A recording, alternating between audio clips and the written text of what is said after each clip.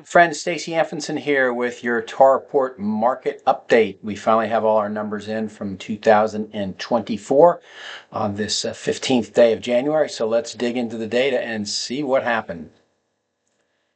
Hey, shocking, you haven't seen this graph before, but everything that kind of overrides or underpins our residential market is about shelter, and shelter needs population and population moving in. So this graph is, you've seen this before.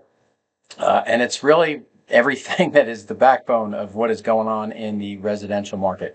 We continue to have net population growth. We're up 111% compared to 2007 versus 2024, and up 32% comparing 2016 with that. So that's what we need to have. That's a great sign.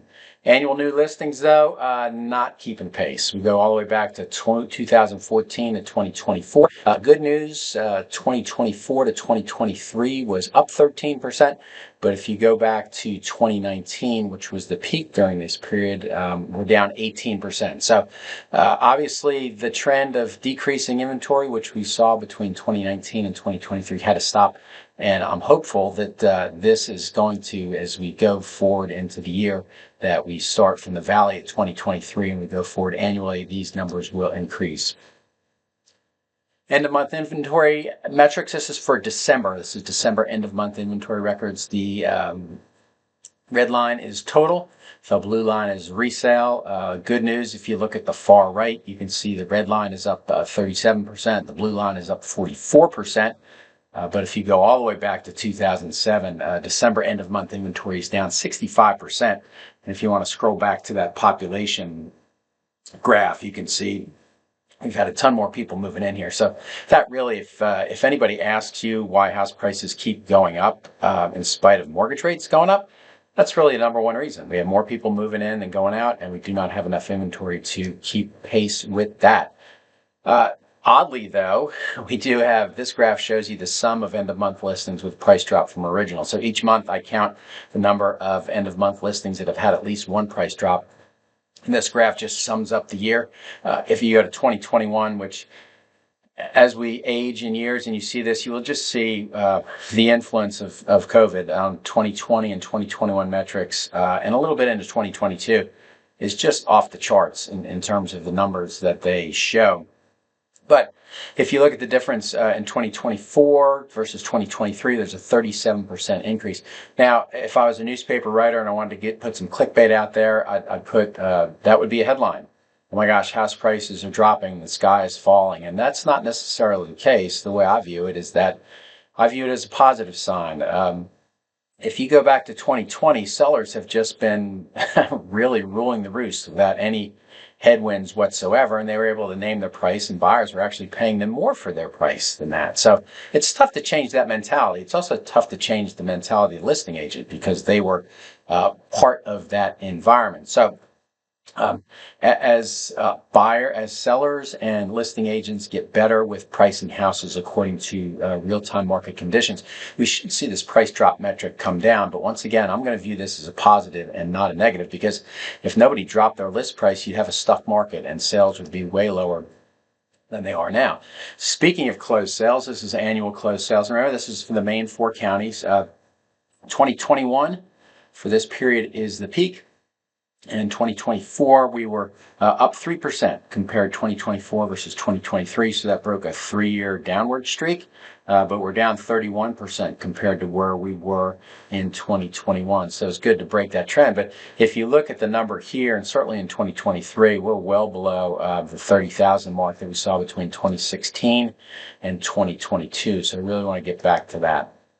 And more inventory would certainly help that. Obviously, the good news, once again, we've talked about more net inbound population, lower inventory, supply and demand. It's going to produce increasing house price metrics. The good news, 2024 to 2023, we got rid of these crazy double-digit percentage increases. Now, this is the median sold price. If you're looking at average, it's probably going to be about $100,000 more. it's pretty much the trends are the same, average or median. But if we're looking at median here, up 2% compared to where we were before. But once again, if you go back to prior to COVID, which was 2019, you go 290 to 308 to 365 to 430. That's just an insane increase. I doubt we'll ever see that again. Obviously, the mortgage rate environment that COVID produced was the main culprit in that. But certainly for buyers, this is welcome. Sellers, if you bought your house in 2023, 2% is not great, but boy, if you bought your house in 2024, a lot of people have doubled. A lot of six-figure increases in what people are selling their houses for compared to where they paid for it. Once again, this graph goes back in a longer line. This is December months of housing supply based upon end of month December listings and December closings. And you can see all the way back to 2018, we had a 13-month supply that, people are looking at this, they've gotten business in the past 4 or 5 years, and they don't even know what that is. But those of us who have been doing this a long time, there was a time, a long, long time ago, when we had oversupply of listings, but we hadn't been there for a long time. I got another metric to show you, but certainly the last time we were there in December was in December of 2014. Average days on the market for December, once again, these are trending upward. But if you were to draw a straight line across this and see what the median is, probably about 60 days. So we're still below that. We've got this is the 4th straight year of increasing days on the market. Once again, the editors would say, hey, the sky's falling, we have an increase in days on market. But if you take a longer view of this back from 2007, you can see we're still well below a lot of those years. Here's where we were in January. Mortgage rates are super impactful on house prices and market activity. And really in 2020 and 2021, we had a kind of whipsaw in terms of what mortgage rates were doing. This was not that bad a year if you compare this year with those prior years. We had a low at 6.11 in August. We had a high in March at 7.44. As of this, we're about 7.13. So I think buyers certainly appreciate a more stable mortgage environment. Yes, they would love to have mortgage rates go down below 6, but I don't think that's going to happen anytime in the near future. So, and here's our monthly mortgage payment, which kind of mirrors that graph. The low in January was a little over $3,200 a month. The December, it was $3,600 a month. It's a 12% increase in that PI between those 2 months. The peak during the year was in May, which was also a correlation of the highest mortgage rate, and then the low was the correlation with the lowest mortgage rate. So a lot of variance between that metric. So to sum things up, point number 1, 2024 annual new listings added was the first annual increase since 2019 to 2018. That's great. Net population, number 2, net population increase offset inventory increase. Overall, and resale submarkets are still an undersupply category, and that is beneficial for house price metric increases. Number 3, some would view the increase in price drop listings as a negative. I view it as a positive. The sellers are losing some pricing power. I don't think there's any doubt about that.